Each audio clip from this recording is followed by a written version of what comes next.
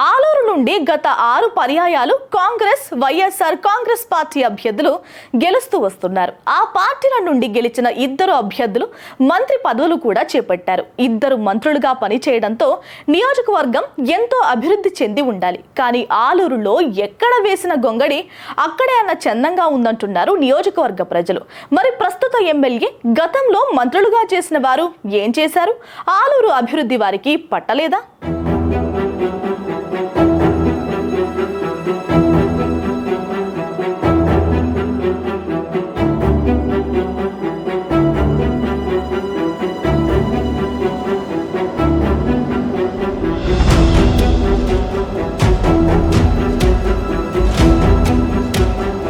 ఆలూరు నియోజకవర్గంలో ఒక్కసారి ఇండిపెండెంట్ అభ్యర్థి గెలవగా 2 పర్యాయాలు టీడీపీ తరపున పోటీ చేసిన అభ్యర్థులు విజయం సాధించారు.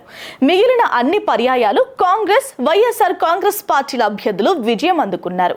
అయితే మసాలా ఈరన్న తప్ప మిగిలిన అభ్యర్థులు ఎవరూ కూడా నియోజకవర్గ అభివృద్ధికి కృషి చేయలేదనే అభిప్రాయాలు ఉన్నాయి. ఇక కాంగ్రెస్ పార్టీ నుండి మూలింటి మారెప్ప 1999, 2004లో 2 సార్లు ఎమ్మెల్యేగా గెలిచి వైఎస్ రాజశేఖర రెడ్డి కేబినెట్ లో మార్కెటింగ్ శాఖ మంత్రిగా చేశారు. అయితే మంత్రిగా పనిచేసిన మారెప్ప సైతం అప్పట్లో అక్రమాలకు తెరతీసి సొంత లబ్ధి చూసుకున్నారే తప్ప ఎలాంటి చెప్పుకోదగ్గ పనులు చేపట్టలేదనే విమర్శ కూడా ఉంది.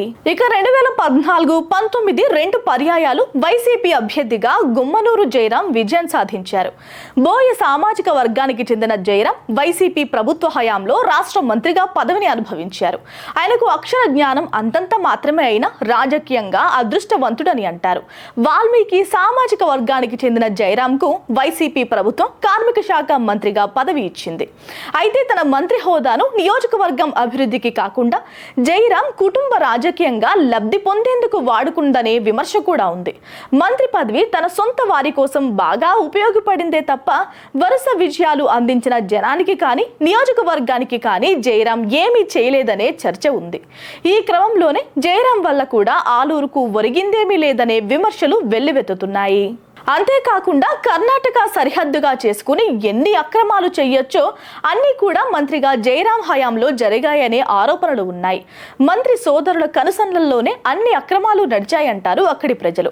ప్రధానంగా కర్ణాటక టెట్రా మద్యం అమ్మకాలు ఆలూరు నియోజకవర్గంలో జోరుగా సాగించారనే ఆరోపణలు అప్పట్లో పెద్ద ఎత్తునే ఉన్నాయి. అంతేకాక స్వగ్రామంలో ఏకంగా పేకాట క్లబ్ నిర్వహిస్తున్నారన్న సమాచారంతో వచ్చిన సెబ్ పోలీస్ సిబ్బందిని జయరాం అనుచరులు చితకబాదిన ఘటన అప్పట్లో రాష్ట్ర వ్యాప్తంగా సంచలనంగా మారింది.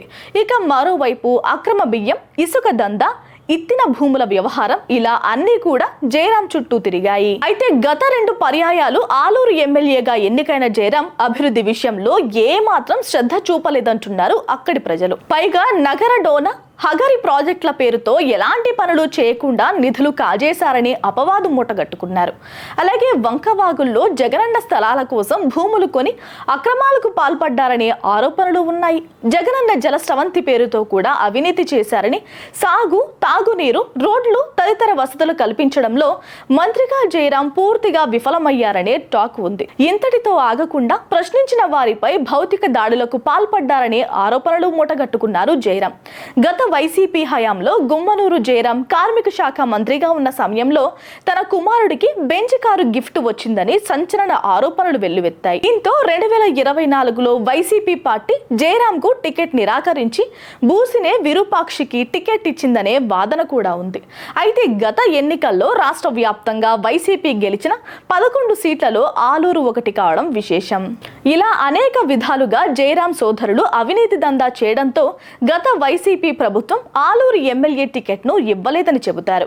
అంతేకాకుండా గత వైసీపీ ప్రభుత్వంలో రాష్ట్ర వ్యాప్తంగా కుంటుపడిన అభివృద్ధి ఆలూరులోనూ కనిపిస్తుందనే అభిప్రాయాలు లేకపోలేదు. అయితే జయరాం వాల్మీకి సామాజిక వర్గానికి చెందిన వ్యక్తి కావడంతో ఆ సామాజిక వర్గం మెజారిటీగా ఉన్న గుంతకల్లో టీడీపీ అధిష్టానం 2024 ఎన్నికల్లో సీటు ఇవ్వడంతో అక్కడ నుండి మరోమారు గెలిచి 3 సార్లు వరుస విజయాలు అందుకున్నారు. ప్రస్తుతం ఆలూరు ఎమ్మెల్యేగా ఉన్న విరూపాక్షి కనీసం కనీసం అసెంబ్లీకి కూడా పోవడం లేదని విమర్శలు ఉన్నాయి. అయితే అసెంబ్లీకి కూడా వెళ్లని ఎమ్మెల్యే విరూపాక్షి నుండి నియోజకవర్గ ప్రజలు అభివృద్ధి ఆశించడం అత్యాశ అవుతుందనే అభిప్రాయం లేకపోలేదు.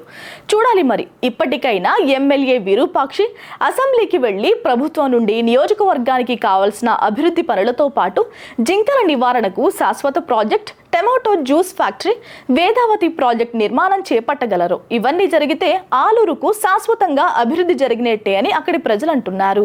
మన కర్నూలు నగరంలో top class and richest villas project Anantha film Nagar. ఇది కేఎంసీ లిమిట్స్ లో వెంకటరమణ కాలనీకి కేవలం 2.5 కిలోమీటర్లకు దగ్గరగా 40 ఎకరాలలో top class club house and resort with big size swimming pool, ఇలాంటి ఎంతో అద్భుతమైన డెవలప్మెంట్స్ తో అనంత ఫిల్మ్ నగర్. వెంటనే సంప్రదించగలరు.